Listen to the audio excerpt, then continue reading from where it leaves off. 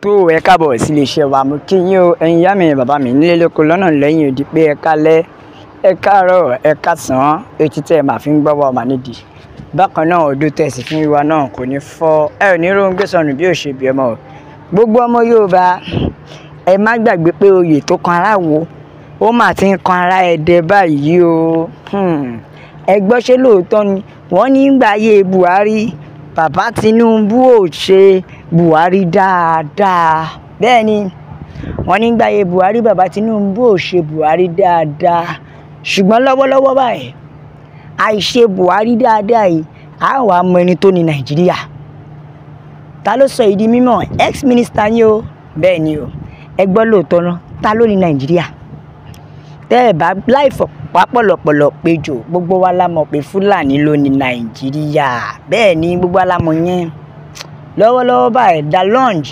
èyí tó kúrò nínú ẹgbẹ́ APC ní 2022 ó ti sọ̀rọ̀ ìdí mímọ̀ oníṣẹ́ fẹ́ gbọ́ àwọn tó jẹ́ pé wọ́n fi ìjọba ní bàbá Buhari lára nígbà ayé wọn tí wọn ò jẹ́ kó dùn mọ́ Ọlọ́run ò ní dárúkọ oníṣùgbọ́n bàbá Tinubu gan wọ́n ní inú wọn náà ò dùn nígbà tí Buhari ṣùgbọ́n nísìnyí ọ̀pọ̀lọpọ̀ èèyàn ló ti wá gbógun dìde ti bàbá Tinubu náà ọ̀pọ̀lọpọ̀ èèyàn ló ń gbógun dìde ti bàbá Tinubu náà tó jẹ́ pé style ni wọ́n fẹ́ fi ṣe pàápàá ètò ìṣèjọba bàbá Tinubu ló fi ń bu ẹnu àtẹ́ lù ú bẹ́ẹ̀ ni ló fi ń bu ẹnu àtẹ́ lù ú ó ti jẹ́ kó wá ò ní ohun téèyàn bá ṣe sílẹ̀ òun làbọ̀ wá bá ṣe ká sọ pé nǹkan tí bàbá Tinubu ti ṣe sílẹ̀ ni bóyá nǹkan tí wọ́n ti ṣe sílẹ̀ ni o torí ńgbà tí Buhari àti Jonah náà ó ní ohun tí bàbá ṣe ẹ jẹ́ ká tẹ̀jíṣẹ́ àwọn èèyàn ẹ jẹ́ gbọ́ nǹkan tí àwọn ènìyàn sọ Yorùbá nation la fẹ́ òmìnira ilẹ̀ Yorùbá òun ló jẹ wá lógún ẹ jẹ́ gbọ́ bẹ́ẹ̀ nìkan ní bàbá Buhari máa sọpọ́ọ̀tì ti bàbá Tinubu sọpọ́ọ̀tì Buhari o Buhari sọpọ́ọ̀tì Tinubu nígbà tí ètò ìṣèjọba ti Tinubu ṣùgbọ́n ìbéèrè mi ni pé ọ̀nà wo ni Buhari ti sọpọ́ọ̀tì Tinubu wọ́n ní ọ̀nà wo ni ọ̀nà wo ló ti gbà sọpọ́ọ̀tì Tinubu lóbi mi tọ́ka gbogbo ọmọ Yorùbá àní ẹ jẹ́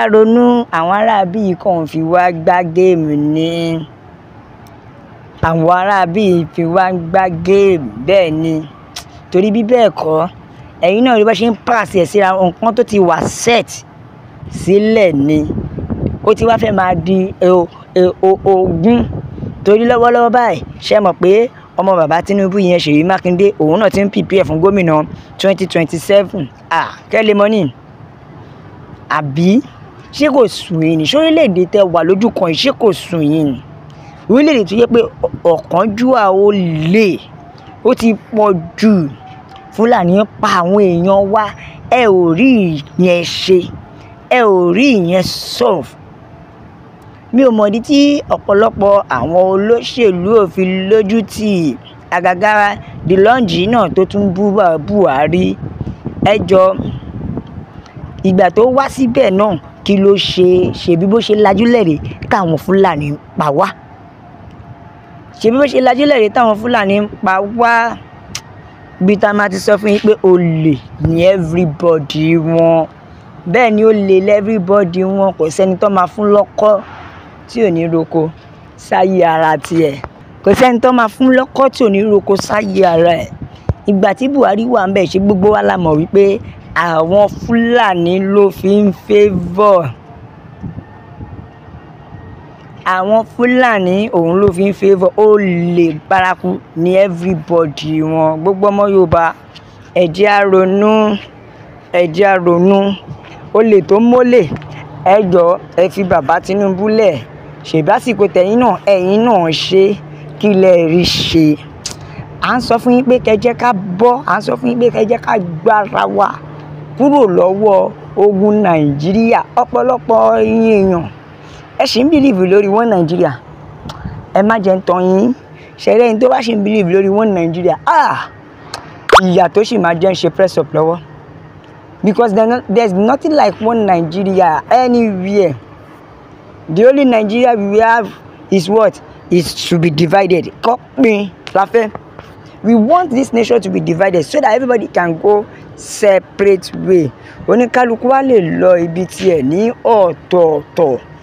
Bẹ́ẹ̀ ni oníkálukú wa lè lọ ibi tiẹ̀ lọ́tọ̀ọ̀tọ̀ tí ò ní sí pé àwọn kan á máa jẹ gàba, wọ́n á máa jọwọ́ agbára, wọ́n á máa lọ́wọ́ agbára lé àwa tó kù lórí. Ẹ gbọ́ ìbéèrè tó béèrè wọ́n ní ta ló ní Nàìjíríà? Ìbéèrè ńlá ni torí gbogbo wa la mọ̀ pé Fúlàní ló ní Nàìjíríà. Torí wọ́n ń pa wá, wọ́n ń ṣe oríṣiríṣi. Síbẹ̀ àwọn ìjọba wa ò wo bẹ̀ fẹ́ kan. Ọ̀pọ̀lọpọ̀ àwọn àgbààgbà wọ́n ti torí ohun tó máa jẹ, wọ́n ti tà wá tán. Wọ́n ti torí ohun tó máa jẹ, wọ́n ti tà wá tán débi wípé kò sí ìrònú fún àgbà míì ju wípé ọgbọ́n àti gbà lọ́wọ́ ará ìlú. Bẹ́ẹ̀ àwọn ọba tó jẹ́ kó tún gbé wa dìde, ọ̀pọ̀lọpọ̀ wọn ilẹ̀ òṣèlú ni gbogbo wọn ń kórí wọ̀. Ẹ wo gbogbo ọmọ Yorùbá, ẹ já dìde, àsìkò ti tó. Ẹ má jẹ́ ká sùn, ẹ má jẹ́ àdákẹ́. Ẹ tún wo ohun tó tún ṣe fún àwọn ọ̀dọ́ náà. Ṣé bá dẹ̀ ṣe máa jókòó rè? À ń sọ fún yín pé Nàìjíríà ti tán. À ń sọ fún yín pé there is no more Nigeria again. Nigeria is finished. Let everybody go their separate way. Tóníkálukú wa ó lọ lọ́tọ̀ọ̀tọ̀. Òun ni the best solution. Ọ̀pọ̀lọpọ̀ ẹlòmíì ń wo pé irọ́ ni. Wọ́n ti tọ́ bá ti fún yín ní àsìkò election, ẹ jẹ́ kó yá. Ẹ máa tún rí pé pẹ̀lú gbogbo ìyà tá ń jẹ yìí, ẹ jẹ́ kí 2027 yá. Àwọn òde òpònú amukú mẹ́kọ̀ọ́ mi wọ́n á tún jájá lórí ráìsì ike ọ̀dà kan pẹ̀lú 5,000. Ìmí àtúntà ọjọ́ ọ̀la. Ẹ jọ̀ọ́ gbogbo ọmọ Yorùbá, ṣé ìbò la nílò ni àbí a fẹ́ gba òmìnira wa?